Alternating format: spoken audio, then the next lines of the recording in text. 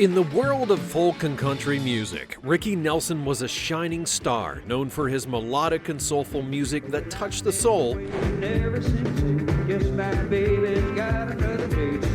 But on an ordinary December day, his life would take a chilling turn.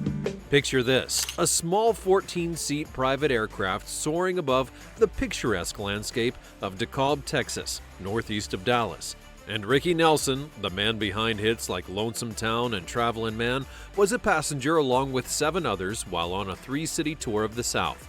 Ricky was well known amongst his friends for hating flying, and in those last terrifying moments, something went terribly wrong. Join us as we have a journey through the remarkable life and death of Ricky Nelson. A tale of music, adventure, and a fateful journey that would leave the music world in shock. Ricky Nelson was actually born Eric Hilliard Nelson on May the 8th of 1940 in New Jersey and was the second son of entertainment couple Harriet Nelson and Ozzie Nelson, with his father Ozzie being of half Swedish descent. Harriet was normally the vocalist for husband Ozzie's band, but decided to remain in Englewood, New Jersey with her newborn and toddler. Meanwhile, bandleader Ozzie toured with the Nelson Orchestra. The Nelsons bought a 2-story colonial house in New Jersey, and 6 months after the purchase, they moved to Hollywood, where Ozzie and Harriet were slated to appear in the 1941 and 42 season of Red Skelton's The Raleigh Cigarette Hour. Ricky remained back in New Jersey under the care of his paternal grandmother. In November of 1941, the Nelsons bought what would become their permanent home, a green and white 2-story Cape Cod colonial at 1822 Camino Palmero in Los Angeles, California. Ricky then joined his parents and brother in 1942. Ricky was a small and insecure child who had suffered from severe asthma. At night, his sleep would be eased by a vaporizer that emitted a tincture of evergreen. He would be described by Red Skelton's producer John Goodall as an odd little kid, likable, shy, introspective, and mysterious while being inscrutable. When Skelton was drafted in 1944, the radio sitcom The Adventures of Ozzie and Harriet would be crafted for Ricky's parents. The show would debut on Sunday, October the 8th of 1944 to quite favorable reviews, and Ozzie eventually became the head writer for the show and based episodes on the fraternal exploits and enmity of his sons. The Nelson boys were first played in the radio series by professional child actors until the couple's 12-year-old son Dave and then 8-year-old Ricky would join in February of 1949. Nelson attended Gardner Street Public School, Bancroft Junior High, and between 1954 and 1958, Hollywood High School, from which he graduated with a B average. 25 years later, he would tell Los Angeles Weekly that he actually hated school because it smelled of pencils, and he would be forced to rise early in the morning to attend. Ricky's father was a Rutgers University alumni and keen for Ricky to have a college education, but 18-year-old Ricky was already in the 93% income tax bracket due to his work in television and saw no reason to go. By age 13, he was making over $100,000 per year, and at age 16, he had a personal fortune of about $500,000. Nelson played the clarinet and drums in his teen years, learning the rudimentary guitar chords and vocally imitating his favorite Sun Records rockabilly artists in the bathroom at home, or even in the showers at the Los Angeles Tennis Club. At age 16, he wanted to impress his girlfriend, Diana Osborne, who was an Elvis Presley fan, and with no record contract at the time, he told her that he too was going to go and make a record. With his father's help, he secured a 1-record deal with Verve Records, an important jazz label that was looking for young and popular personalities who could sing or be taught to sing. On March the 26th of 1957, he recorded the Fats Domino standard I'm Walkin' and A Teenager's Romance. In early summer of 1957, Ozzie pulled his son from Verve after disputes about royalties and signed him to a lucrative 5-year deal with Imperial Records. This would give him approval over song selection, sleeve artwork, and other production details, and his first Imperial single, Bebop Baby, generated 750,000 advance orders and sold over 1 million copies, reaching number 3 on the charts. In 1958, Nelson recorded 17-year-old Sharon Shealy's Poor Little Fool for his second album, Ricky Nelson, which was released in June of 1958. On August the 4th of 1958, Poor Little Fool became the #1 single on Billboard's newly instituted Hot 100 singles chart and sold over 2 million copies. During 58 and 59, Nelson's career would skyrocket. In fact, he had 12 hits in the charts at the time, in comparison to Elvis Presley's 11, and in the summer of 1958, he conducted his first full-scale tour, averaging an earnings of $5,000 per night. By 1960, the Ricky Nelson International Fan Club had 9,000 chapters around the world, and of course, most of his fans were women and girls. In relation to his popularity with girls at the time, Nelson was quoted as saying, "Perhaps the most embarrassing moment in my career was when 6 girls tried to fling themselves under my car and shouted to me to run over them. That sort of thing can be very frightening." In 1963, Nelson signed a 20-year contract with Decca Records, and after some early successes with the label, most notably 1964's For You, Nelson's chart career came to a dramatic halt in the wake of Beatlemania, the British invasion, and later the counterculture era. While he continued to record and sing, he could not regain the success that he once had, as audiences were drawn towards newer, faster musical genres.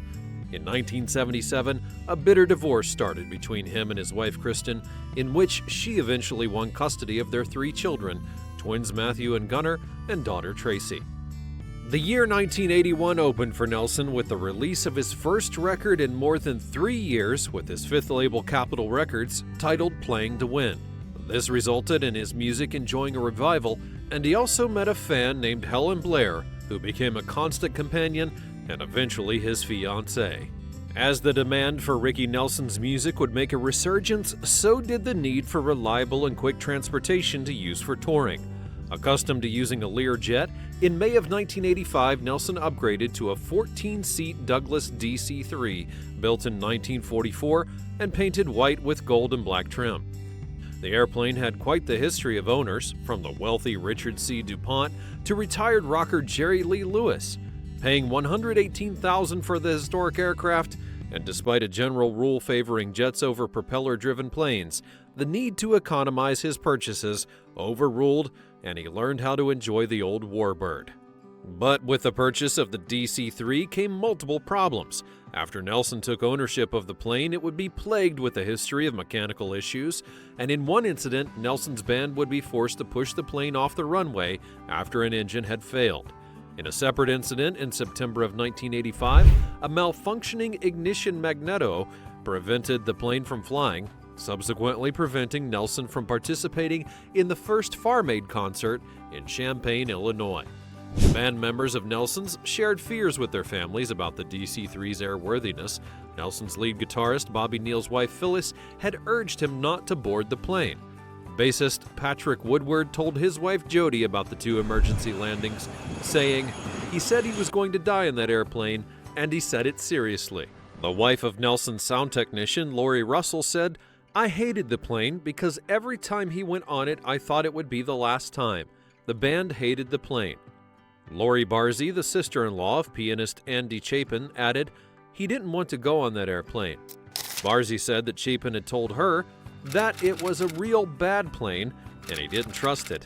"He always talked to my husband about it, that he didn't trust the airplane, that all the guys felt the same in the band." On December the 26th of 1985, Nelson and the band left for a 3-stop tour of the southern United States. Following shows in Orlando, Florida and Guntersville, Alabama, Nelson and other band members had taken off from Guntersville for a New Year's Eve celebration in Dallas. But little did any of them know that this would be the final performance of their lives. Just 3 hours and 8 minutes into the flight, while reaching an altitude of 6,000 feet, the flight crew would contact the Fort Worth Center. Pilot Brad Rank advised the center by saying, "I think I'd like to turn around, head for Texarkana here. I've got a little problem." The controller then provided the crew with radar vectors to several airports. However, a short time later, Rank advised the controller that he would be unable to make it to those airports, and at 5:11 p.m., he radioed that smoke was in the cabin. Approximately 5:14 p.m. on December the 31st, the plane would crash land outside of DeKalb, Texas, northeast of Dallas, in a cow pasture that was less than 2 miles from a landing strip. And 7 out of the 9 occupants on board, which included Ricky Nelson and band members, would be killed instantly. The last song that Nelson performed on the evening preceding the fatal plane crash was Buddy Holly's Rave On, which interestingly enough was the last song that Buddy Holly had performed before his own fatal plane crash just years earlier. And Holly, like Nelson, detested flying. Investigation of the incident. Reports would vary as to whether the plane was on fire before it crashed, though some witnesses had attested that it was indeed in flames while still airborne. However, the National Transportation Safety Board Chairman Jim Burnett said that although the plane was full of smoke, it had landed and come to a stop before being swallowed by flames.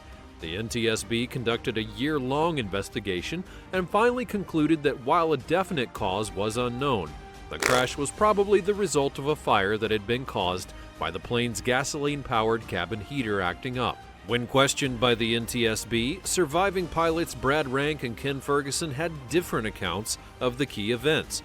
According to Ferguson, the cabin heater was acting up after the plane had taken off.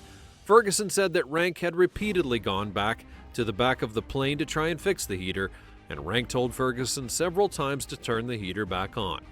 "One of the times I refused to turn it on," said Ferguson. He continued, "I was getting more nervous. I didn't think we should be messing with that heater en route." After the plane had crashed, Ferguson and Rank climbed out through the cockpit windows, suffering extensive burns. They shouted to the passenger cabin, but there was no response, and the pair backed away from the plane, fearing an explosion. Ferguson stated that Rank had told him, "Don't tell anyone about the heater, don't tell anyone about the heater." However, pilot Brad Rank told a different story. When questioned, he said that he was checking on the passengers when he noticed smoke in the middle of the cabin, where Nelson and his band were sitting. Even though he never mentioned a problematic heater, Rank had stated that he went to the rear of the plane to check it and saw no smoke, finding that the heater was cool to the touch. He said that after activating an automatic fire extinguisher and opening the cabin's fresh air inlets, he then returned to the cockpit, where Ferguson was already asking air traffic control for directions to the nearest airfield. Rank would be criticized by the NTSB for not following the in-flight fire checklist, opening the fresh air vents instead of leaving them closed, and not instructing the passengers to use supplemental oxygen while not attempting to fight the fire with a handheld fire extinguisher that was in the cockpit.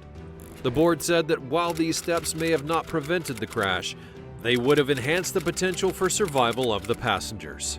Ricky Nelson's burial.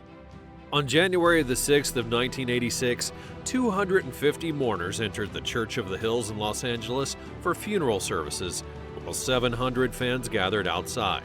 Only days after the funeral, rumors and newspaper reports erroneously suggested that cocaine freebasing was amongst several possible causes of the plane crash. These allegations would be refuted by the NTSB following their investigation. Ricky Nelson's life was tragically cut short at the age of 45. His death, however, could not dim his tremendous legacy, which lives on through his body of work in film, television, and catalog of classic songs.